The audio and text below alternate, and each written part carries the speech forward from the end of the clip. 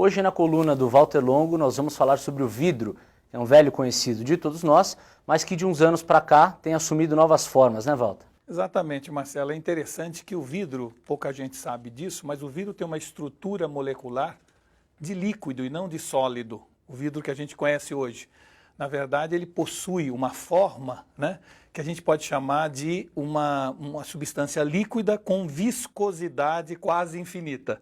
Mas, na verdade, a estrutura molecular do vidro que a gente conhece hoje é uma estrutura líquida. E o que a gente está vendo agora e observando, e mais recentemente foi, vamos dizer assim, desenvolvido na Alemanha e está chegando agora ao Brasil através de uma empresa chamada DPM Tecnologia, é o chamado vidro líquido, líquido de fato.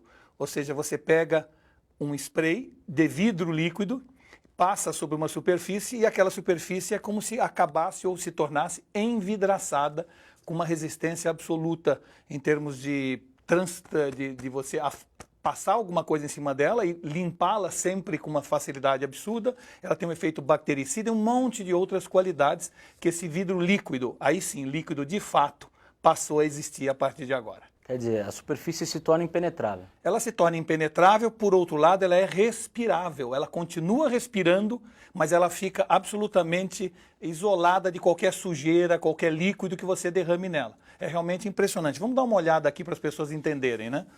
Aqui você tem, por exemplo, um tecido, onde se você jogar uma água, né, evidentemente, ela imediatamente, tá vendo? Ela penetra no tecido e o tecido fica azul mais escuro e você percebe que ele, de alguma maneira, penetrou essa água. Quando você coloca numa superfície que foi aplicado um spray de vidro líquido, veja o que acontece. Ele fica absolutamente impenetrável, apesar desse tecido continuar respirando. Ou seja, você pode vestir uma camiseta, pode vestir qualquer tecido e ele continua respirando normalmente, apesar de absolutamente impenetrável, seja para gordura, para tinta, para qualquer coisa. Tá? A mesma coisa, se a gente botar aqui num papel, vamos pegar um papel aqui para mostrar a vocês, olha o que acontece com o papel, né? Um papel quando você coloca água. E aqui, quando você coloca água, veja o que acontece. A água não penetra, por quê? Porque de certa forma, esse papel foi envidraçado.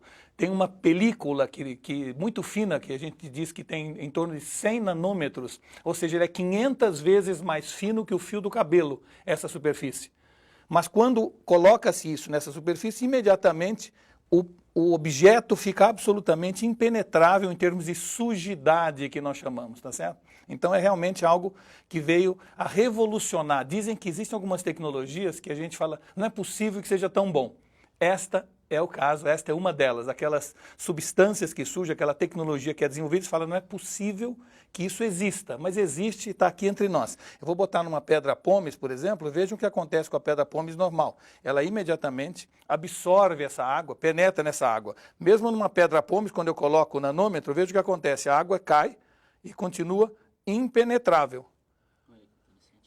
Então, o interessante desse tipo de substância é que ela acabou sendo usada no início agora para fins industriais.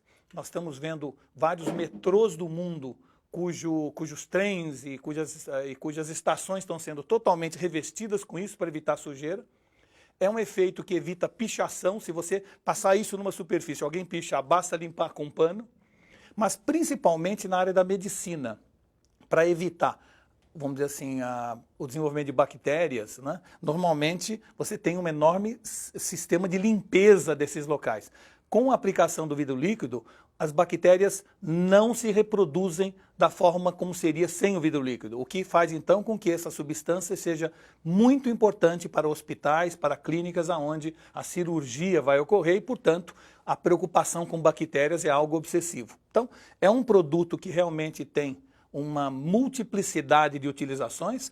Por enquanto, ele está sendo utilizado mais em coberturas ou em, vamos dizer assim, aviões, em metrôs, mas já vai estar disponível para o público e nós poderemos, então, aplicar isso em tudo, no nosso iPhone, na nossa camiseta, no que a gente quiser, com essa grande vantagem de evitar sujeira e, ao mesmo tempo, continuar respirável. Walter, esse produto ainda é usado em escala industrial e não está disponível ao consumidor. Mas qual é o preço dele? Olha, esse produto foi desenvolvido na Alemanha.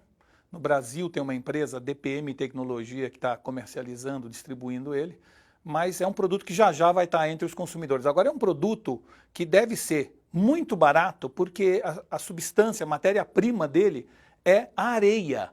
ou seja, a coisa, uma dos materiais mais abundantes na Terra. Na verdade, trata-se do que a gente chama de dióxido de silício, cuja matéria-prima para fazer o dióxido de silício nada mais é do que a areia que a gente encontra em qualquer praia aqui do Brasil. Bom, Walter, esse produto também vai proteger os eletrônicos da chuva, né?